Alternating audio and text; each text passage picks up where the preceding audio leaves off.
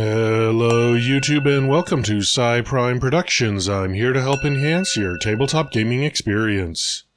If you're new to this channel, I primarily cover Paizo tabletop role-playing games like Pathfinder and Starfinder. And welcome back to the Remaster Review series where I'll be discussing the new, as of the posting of this video book, The Player Core 2.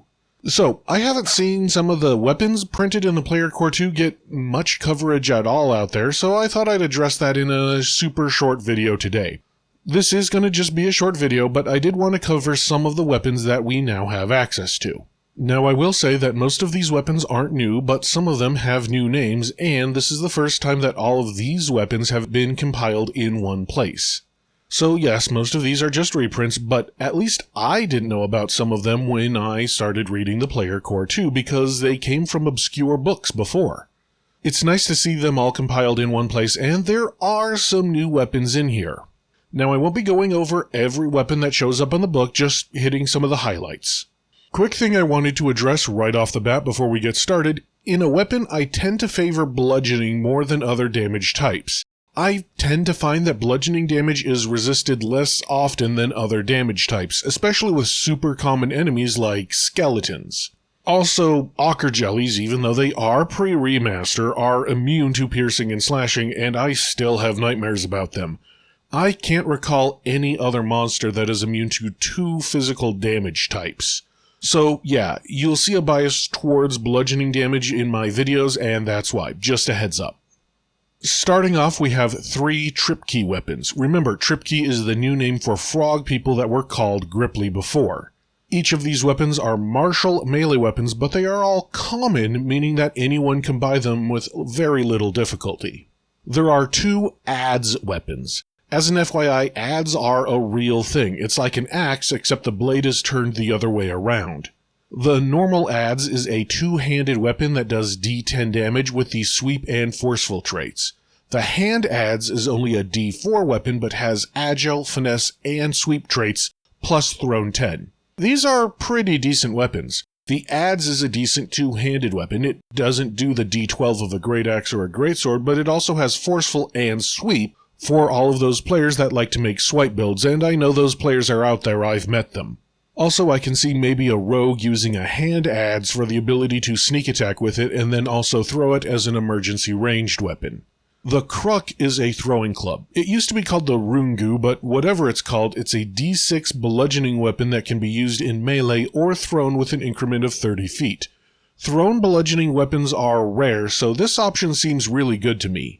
If you have martial weapon proficiency, I might recommend a few Kruks over javelins as, like I said, bludgeoning seems to be a better damage type than piercing. And like I said, all 3 of these weapons are common, so it's pretty easy for non-trip key to find them. Moving on to uncommon martial weapons, there is the breaching pike. It isn't new, but it is pretty good. It is a reach one-handed hobgoblin weapon, but it's also only martial, so any fighter or ranger who finds one can use it. This is in contrast to everyone's other favored one-handed reach weapon, the gnomish flick mace, which is advanced. The Fangwire is just a kobold garrote, but it is used in one hand somehow?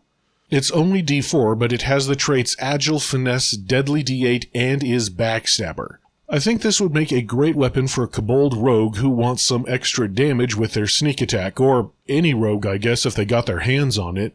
Remember, Backstabber does extra damage if the target is off guard, 1 damage per damage die, so that extra guaranteed damage may be worth going down to a D4 in my opinion instead of, say, the D6 of a short sword.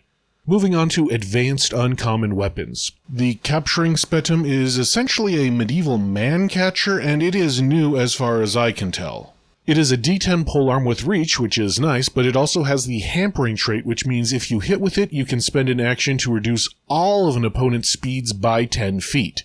This could be great for an upfront warrior who wants to prevent enemies from moving onto their back lines. Also, spending an action to reduce a speed is a fantastic third action if you don't have any other actions. Plus, reach means that you can do this to a wider number of enemies at once. And since it has the hobgoblin trait, hobgoblins can pick this up with their hobgoblin weapon familiarity feat or humans with unconventional weaponry. The Spirit Thresher is also new, and it seems to be really strong. It's a D12 Colo weapon. Remember, Colo is the new name for gnolls. What's great about it is that it is bludgeoning with the versatile slashing trait, so it is kinda just straight up better than a great axe. And while it is advanced, you could become good with it if you're proficient with martial weapons and grab Colo weapon familiarity, unconventional weaponry, or if you can just find one, grab the Mauler archetype. Solid weapon.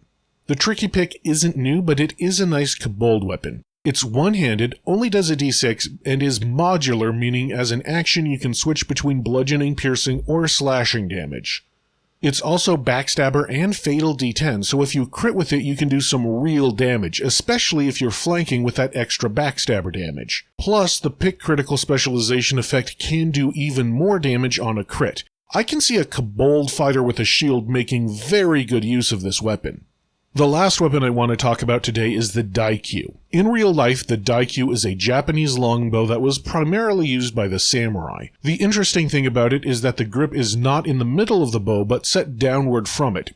In-game, basically, the Daikyu is like the longbow, except it has a bit of a shorter range and it doesn't have that deadly D10 trait. What it also doesn't have, however, is the volley trait, meaning you can have a D8 bow weapon without having to worry about being 30 feet or more away from your target.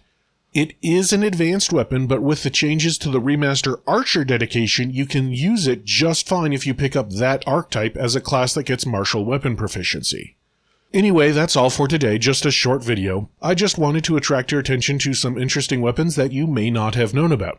Did you find this video useful? Let me know in the comments below. And while you're down there, remember to like and subscribe. That lets both me and YouTube know that you like this kind of content and would like to see more. And until next time, thank you, good luck, and happy gaming!